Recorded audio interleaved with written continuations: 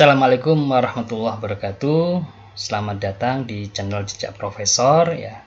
Semoga sahabat semuanya dalam keadaan sehat walafiat dan dimudahkan semua urusannya. Sahabat JP Channel ya, kita akan bahas ya di video kali ini mengenai revisi ya jabatan akademik dosen untuk pengangkatan pertama ke AA atau ke lektor, dan juga kenaikan jabatan akademik asisten ahli ke lektor. Dan setelah kita akan sampaikan ya surat dari LDikti kepada pemimpin perguruan tinggi swasta, nanti kita akan bahas mengenai bagaimana kunci sukses ya pengajuan pengangkatan pertama dan juga dari AA ke lektor.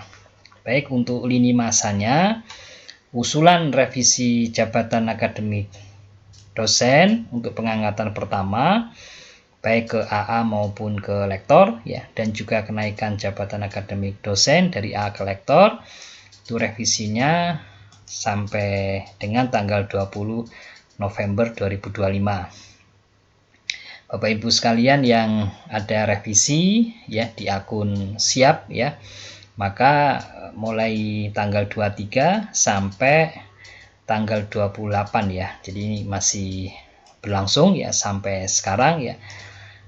Nanti setelah dilakukan revisi, maka akan dilakukan penilaian usulan revisi ya, baik oleh LDikti, administrator LDikti maupun verifikasi yang dilakukan oleh asesor ya. Jadi berlaku atau berlangsung nanti tanggal 1 sampai dengan tanggal 12 Desember 2025. Baik, kita akan masuk ke kunci sukses pengajuan AA ke lektor atau dari pengangkatan pertama ya, pengangkatan pertama ke AA atau ke lektor. Jadi kini kita susun ya materi kunci sukses ini melihat pada faktor kendala ya atau penghambat yang seringkali menjadi sebab ya beberapa usulan ditolak atau beberapa usulan diminta untuk melakukan revisi atau perbaikan ya, baik perbaikan yang sifatnya administratif ya maupun perbaikan yang berkaitan dengan persyaratan substantifnya. Mengapa ini penting ya, kita bahas ini. Mengapa ini penting ya? Karena kenaikan jabatan akademik dari AA ke lektor merupakan pencapaian penting dalam karir dosen. Jadi kalau sudah 2 tahun ya kita sudah memiliki ya asisten ahli, maka kita bisa mengajukan ke lektor. Jadi selama 4 semester berturut-turut ya PKD kita memenuhi, maka kita bisa mengajukan lektor ya, dan juga ketika kita sudah memperoleh syarat khusus ya dalam hal publikasi artikel di jurnal nasional terakreditasi.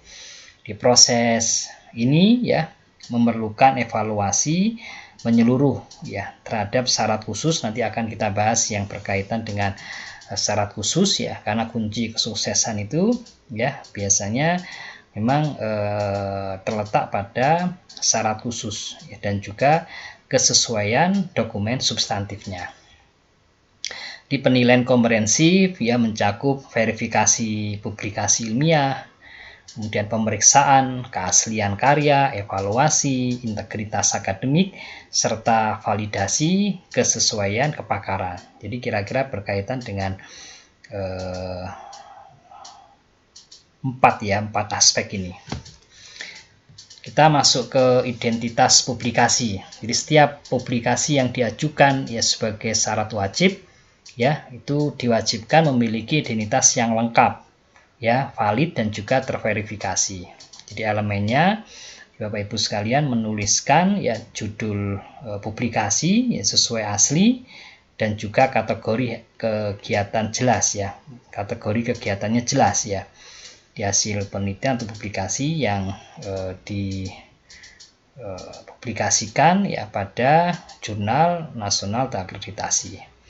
dan juga jenisnya ya, Jurnal Nasional Terakreditasi ya Sinta 1 sampai dengan Sinta 6 bisa dijadikan sebagai syarat khusus ya. Kemudian nama jurnalnya juga ditulis ya secara tepat ya, volume ya, nomor, ini jangan sampai salah ya, volume, nomor, dan juga tahun terbit dan juga halaman ya.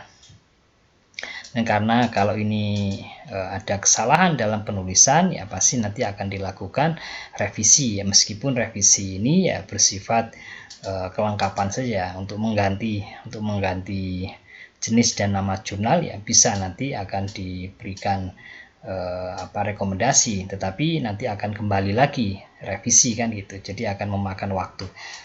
Kemudian ada ISSN dan juga penerbit ya, ISSN-nya terverifikasi ya, dan penerbit jurnal resmi ya, serta terdaftar ya. Kemudian doi jika tersedia bisa dimasukkan, jika tidak tersedia juga tidak masalah, dan tautan jurnal, dan yang penting adalah tautan artikel tersebut ya di Sinta. Atau kalau Bapak Ibu menggunakan artikel yang terpublikasi di Scopus atau Web of Science, maka tautan artikel tersebut ya di Scopus. Nah, ini tautan artikel di Sinta itu harus tersedia, karena kalau tidak tersedia tautan artikel tersebut di Sinta, karena di Sinta itu kan ada menu di situ, menu untuk Sinta ya, kemudian Scopus ya, harus masuk di Sinta dulu atau harus masuk di Scopus dulu. Jadi ini yang berkaitan dengan identitas penerbit ya, dan juga identitas artikelnya. Kemudian untuk status pengarangan ya, status kepengarangan ya, kriteria wajibnya adalah penulis pertama. Di penulis pertama, atau kalau dia penulis tunggal ya berarti penulis utama. Di status sebagai penulis pertama atau penulis utama atau corresponding author, yaitu merupakan syarat mutlak yang tidak bisa digantikan. Jadi kalau misalnya meskipun kita bukan penulis corresponding author ya, menulis koresponden, tetapi ketika kita menjadi penulis pertama masih bisa dimasukkan. Itu syarat yang mutlak yang harus dipenuhi. Kemudian juga kesesuaian dengan ranting ilmu. Maka karya ilmiah harus sesuai dengan ranting ilmu dan kepakaran pengusul ya, sesuai dengan pendidikan tertinggi dan bidang keahlian. Jadi kalau pendidikan tertingginya adalah S3 misalnya ilmu akuntansi, berarti bidang keahliannya adalah akuntansi, misalnya akuntansi perpajakan misalnya, maka nanti karya ilmiahnya juga ya sesuai dengan ranting ilmunya. Jadi ranting ilmunya adalah akuntansi ya, atau akuntansi perpajakan. Dan relevansi cakupan jurnal. Dipublikasi, diterbitkan di jurnal dengan cakupan bidang atau skop yang relevan. Jadi kalau di bidang akuntansi ya berarti di situ cari yang jurnal yang bisa memasukkan skop bidang ilmu akuntansi ya. Atau bisa juga ilmu ekonomi atau ilmu manajemen atau bisnis ya, itu masih bisa relevan ya. Masih bisa relevan lah sesuai dengan substansi penelitian. Yang penting tidak terlalu tidak jauh ya, misalnya kalau ilmu akuntansi dengan sosial yang lain ya, bukan ilmu ekonomi, atau dengan bahasa atau dengan teknik, berarti kan itu tidak relevan. Itu status pengarangan. Jadi rekan-rekan semuanya kalau akan mensubmit artikel ya yang akan menjadi syarat khusus kita, maka perhatikan nama jurnalnya termasuk skop jurnalnya, ini masih terkait atau tidak, relevan atau tidak, sesuai atau tidak dengan bidang ilmu kita ya, dengan substansi artikel penelitian kita. Kalau tidak sesuai maka kita tidak boleh mensubmit ke jurnal tersebut dan kita mencari jurnal yang lain. Dan dokumen administratif yang wajib. Jadi meskipun ini adalah berkaitan dengan persyaratan administratif, tetapi ya ini perlu diperhatikan ya dengan seksama oleh para pengusul ya, agar nanti pengajuannya tidak kembali. Ya, karena kalau kembali dia akan memakan waktu lagi. Jadi upayakan hal-hal yang bersifat dokumen administratif itu bisa dipenuhi ya sesuai dengan persyaratan ya, kelengkapan dokumen yaitu diperhatikan ya, betul-betul diperhatikan. Jadi kalau berkaitan misalnya dengan fakta integritas ya, surat pernyataan fakta integritas karya ilmiah ya, itu yang ditandatangani oleh dosen pengusul, maka ini tanpa kop perguruan tinggi, tapi dituliskan semua artikel yang dipublikasikan ya, dan menjadi bagian dari penelitian yang diusulkan ya, yang diusulkan dalam pengajuan jabatan sekarang. Jadi bukan hanya untuk yang syarat wajib ya. Seringkali kita ketika melakukan verifikasi ya, maka beberapa pengusul itu hanya memasukkan artikel yang menjadi syarat wajib ya. Untuk publikasi artikel lain yang bukan syarat wajib tidak dimasukkan. Nah, ini akan menjadi catatan ya, catatan perbaikan atau catatan revisi yang harus diperbaiki ya oleh pengusul ya. Kemudian validasi pimpinan. Ini validasi pimpinan, surat pernyataan validasi karya ilmiah oleh pimpinan perguruan tinggi. Kalau ini baru menggunakan kop PT resmi. Dan juga artikel yang ditulis ya di dalam surat pernyataan ini ya sama dengan yang fakta integritas yang ditandatangani oleh dosen sendiri. Jadi semuanya lengkap ya, baik itu publikasi yang menjadi syarat wajib maupun publikasi yang bukan menjadi syarat wajib. Kemudian ketika upload file artikel PDF ya, upayakan bisa terbaca dengan jelas ya, bisa terbaca dengan jelas dan juga tidak salah upload ya. Kemudian dokumen disertasi atau tesis ya, yang bagian wajib ya untuk disertasi atau tesis ya, di sini ada cover ya, dan daftar isi, pengesahan. Nah, ini pengesahan harus ada termasuk di dalamnya stempel ya, stempel tanda tangan ya, itu harus dicek kembali. Jadi ada beberapa yang tidak lengkap ya, di dalam halaman pengesahan tanda tangannya tidak ada, atau stempel kampus juga tidak ada ya, maka akan dikembalikan. Abstrak, kalau tesis sampai dengan abstrak ya.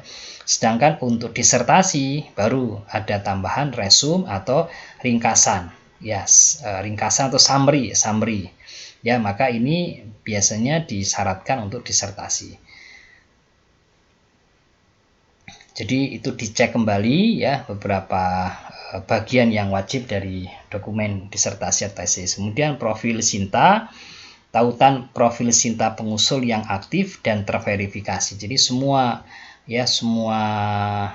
artikel ya, khususnya atau terutama artikel yang menjadi syarat wajib ya, maka itu harus dimasukkan di profilnya Sinta pengusul ya. Kemudian masuk ke dokumen validasi atau membuktikan keaslian. Cek similarity. Jadi laporan pemeriksaan kemiripan dokumen bisa dengan Turnitin atau Authenticate ya. Hasil similarity check menunjukkan originalitas karya dan harus memenuhi standar yang ditetapkan. Ya, kita sepakat di bawah ya maksimal 25%. Jadi 25% itu masih bisa ya, jadi maksimal 25%. Sedangkan untuk individual primary sources-nya itu maksimal 3%. Itu yang harus dicek ya. Jadi Bapak Ibu sekalian, sebelum melakukan submit ya ke jurnal, maka artikel tersebut ya hendaknya dilakukan cek similarity dulu ya. Kemudian juga cek similarity bisa dilakukan ya setelah melakukan revisi atau perbaikan, atau sebelum dipublish ya, maka dicek ulang ya. Kemudian untuk dokumen korespondensi ya, dokumen korespondensi ini juga penting ya. maka dokumentasi lengkap ya untuk dokumen korespondensi dengan pihak editor jurnal ya, meliputi misalnya email submission ya, pengiriman ada notifikasi ya dari pihak jurnal melalui email kita ya, kemudian acceptance letter ya. Mungkin sebelum acceptance letter itu proses revisi dulu ya, setelah proses revisi baru acceptance letters dan juga komunikasi yang lain ya yang berkaitan dengan publikasi ya. Itu harus dibuat ya, sebaiknya dibuat dalam bentuk tabel yang menunjukkan lini masa atau urutan mulai dari submit sampai dengan publish ya. Kemudian persyaratan substantif karya ilmiah. Jadi kualitas dan reputasi jurnal ya. Jadi jurnal harus benar-benar terindeks Sinta, Scopus atau Web of Science, bukan indeks palsu atau predatory jurnal ya. Pastikan, jadi itu yang pertama harus dicek memang betul-betul sudah terindeks ya, di Sinta.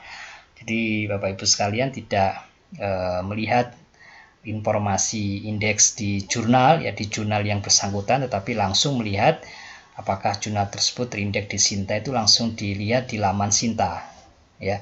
Kalau Scopus ya langsung lihat di Simagujer ya, atau di Scopus sendiri ya. Dan pastikan ya kesesuaian antara bidang ilmu. Jadi kesesuaian antara 3 aspek ini, bidang ilmu ya, kemudian pendidikan tertinggi. Jadi kalau bidang ilmunya akuntansi ya, maka pendidikan tertinggi ya, kalau sekarang sudah ada. Kalau dulu masih menggunakan S3 ilmu ekonomi ya masih dibenarkan ya, karena pada saat itu tidak. Tapi kalau sekarang ya kita cari yang pendidikan tertinggi ya, sesuai dengan bidang ilmu kita, pendidikan tertinggi, dan juga substansi penelitian. Jadi penelitian yang kita ajukan sebagai syarat khusus ya, itu substansinya sama ya, substansinya sama dengan bidang ilmu dan juga pendidikan tertinggi. Kemudian kaidah penulisan ilmiah, maka struktur penulisan harus mengikuti standar akademik internasional ya. Jadi citasinya harus lengkap, akurat ya, dan konsisten ya, mengikuti gaya penulisan ilmiah yang berlaku, apakah menggunakan apa atau Harvard dan yang lain. Kemudian kejelasan dan juga keterbacaan ya, semua dokumen yang diunggah itu harus jelas ya, harus jelas dan terbaca dengan baik ya, dan tidak buram. Kualitas scan atau PDF harus memadai untuk proses penilaian yang akurat. Jadi terkait misalnya dengan dokumen korespondensi ya, maka itu harus jelas ya, jelas catatan dari reviewernya ya. Kemudian kalau ada respon ya, ada umpan balik dari pengusul bahwa telah dilakukan revisi, itu harus jelas ya. Jadi itu nanti akan menjadi penilaian menjadi lebih cepat ya, karena pihak asesor mengetahui oh di sini ya, dengan laporan yang jelas itu bisa dilakukan penilaian ya, dan kalau memang itu sesuai dengan substansinya akan diberikan ada dan sesuai. Tapi kalau tidak jelas, berarti pasti semua nanti asesor akan mengatakan itu ada tapi tidak sesuai ya. Kemudian yang berikutnya ya, berkaitan dengan integritas ya, integritas akademik, zero violation. Asesor akan melakukan pemeriksaan ketat untuk memastikan tidak ada pelanggaran integritas akademik. Jadi aspek ini sangat krusial dan bisa menggugurkan pengajuan. Jadi berkaitan dengan plagiasi ya, penggunaan karya orang lain tanpa atribusi yang tepat ya, dan fabrikasi data, pembuatan data yang palsu atau hasil penelitian yang tidak pernah dilakukan sebelumnya. Dia tidak pernah melakukan penelitian tapi ada hasil yang dipublikasikan, dan falsifikasi, melakukan pemalsuan data, melakukan pemalsuan informasi, melakukan pemalsuan hasil analisis data, dan pengajuan jamak submission yang sama ke beberapa jurnal secara bersamaan ya, sehingga publikasinya dari artikel yang sama dipublikasi di beberapa jurnal yang berbeda, dan juga kepengarangan tidak sah Biasa kita kenal ya dengan istilah ghost authorship, yaitu penulis tersembunyi ya, atau gift authorship, pemberian nama ya tanpa dia memberikan kontribusi sama sekali ya, baik kontribusi yang substantif maupun atau kontribusi yang berkaitan dengan kebutuhan ya, dana penelitian atau dana publikasi, tidak ada kontribusinya sama sekali. Ini yang dikenal dengan kepengaruhan tidak sah. Kemudian ada konflik kepentingan ya, tidak mengungkapkan ada potensi konflik kepentingan ya dalam penelitian. Dan proses penerbitan yang tidak berintegritas ya, dilihat dari proses penerbitannya, misalnya adanya jurnal predatory dan proses publikasi yang tidak etis, jadi misalnya proses publikasinya tanpa ada review, tanpa ada proses review yang wajar ya. Jadi sehingga ketika pengusul tadi ya mengirimkan, mensubmit artikelnya, maka dalam waktu yang singkat ya, dalam waktu misalnya 1 minggu atau dalam waktu misalnya 10 hari langsung dilakukan publikasi tanpa ada proses review dari editor maupun proses review dari reviewer ya, baik yang sifatnya teknis ya, tata tulis, maupun revisi yang sifatnya substantif ya, sehingga yang terjadi adalah proses publik penerbitannya itu tidak berintegritas. Kemudian di dalam proses ya penilaian untuk syarat khusus ya, itu juga biasanya melakukan penilaian terkait dengan kebaruan, terkait dengan relevansi, dan juga ada ketentuan khusus yang lain yang berkaitan dengan novelty dan juga kontribusi ilmiah. Maka karya ilmiah yang diajukan itu harus mengandung ya unsur-unsur kebaruan, atau biasa kita kenal dengan novelty yang jelas. Apa unsur kebaruannya? Biasanya diungkapkan itu di bagian introduction ya, di bagian introduction diungkapkan, atau kemudian juga di bagian kesimpulan ya, kontribusinya apa yang diberikan ya, baik itu kontribusi teoritis maupun kontribusi praktis ya, kepada kontribusi teoritis dalam hal pengembangan ilmu, kemudian kontribusi praktis kepada pihak-pihak yang terkait dengan penelitian. Maka relevansi, substansi dengan kompetensi dosen juga wajib terlihat nyata. Relevansi kompetensi dosen mengampu di mata kuliah ini. Dosen memberikan atau menghasilkan karya ilmiah di bidang ini, jadi itu relevan ya, relevan dengan kompetensi dosen. Itu bisa dilihat di bidang pengajaran mata kuliah ya. Dan kontribusi ilmiah itu terlihat pada hasil penelitian atau pemikirannya, baik dari sisi berkontribusi dari sisi teori, pengembangan teori, jadi mengembangkan teori yang ada ya. Kemudian juga dalam hal metodologi juga ada suatu unsur kebaruannya, ada unsur kontribusinya, dan juga kontribusi praktis ya berkaitan dengan pengembangan, baik untuk pengembangan ilmu ya maupun berkontribusi praktis untuk pihak-pihak yang terkait ya dengan penelitian tadi, yang memberikan kontribusi praktis ya bagi perusahaan ya, bagi misalnya kebijakan pemerintah ya, atau bagi pihak-pihak yang lain yang misalnya investor dan yang lain. Jadi itu pembahasan mengenai kunci sukses ya pengajuan asisten ahli ke lektor ya. Jadi semoga Bapak Ibu sekalian ya, sahabat JP Channel, sahabat jejak profesor yang akan mengajukan untuk periode 1 tahun 2026 ya, dimulai Februari, kalau tidak salah Februari atau Maret lah nanti akan dibuka kembali, bisa ya memberikan insight ya, memberikan manfaat ya pada para pengusul nanti dalam rangka untuk mempersiapkan ya, dan juga agar sukses nanti dalam pengajuannya. Demikian juga bagi pengusul saat ini di gelombang kedua tahun 2025 yang sedang ada perbaikan ya atau revisi, maka bisa dimudahkan dalam proses revisi. Dan juga bagi rekan-rekan semuanya yang sudah disetujui oleh Heldikti, ya kita sampaikan selamat ya atas kenaikan jabatan akademik yang baru di asisten ahli atau di lektor, ya semoga amanah dalam mengemban jabatan akademik yang baru. Demikian sahabat JP Channel ya.